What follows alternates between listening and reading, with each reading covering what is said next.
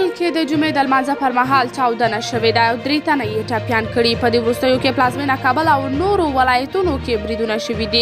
د کابل په لویدیځ کې پرون جمعه د جمعې لمانځه پر مهال چاودنه شوې. پیښه د کابل د 15مې حوزې اړوند د ایوب صابر په نامه جومات کې شوې ده.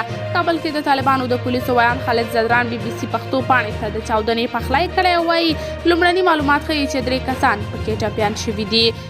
ښاغلی زدران وایي په جومات کې له وړاندې چاودېدونکي توکي ځای پر ځای شوي وو. تر اوسه کومې ډلې د دغه برید پړه نه ده منلې، خو دا تېره میاشت د افغانستان په بېلابېلو ولایتونو کې ورته ګڼې چاودنې شوي چې ډېره مرګ ژوبله یې اړولې ده.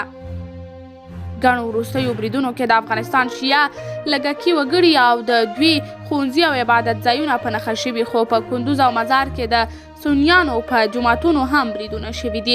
د داعش خراسان ډلې پر شیعه وګړو او د ځینو وروستیو بریدونو پړه منلې ده، خو طالبان ټینګار کوي چې دا ډله په افغانستان کې ځپل شوې او کوم جدي ګواښ نه پېښوي.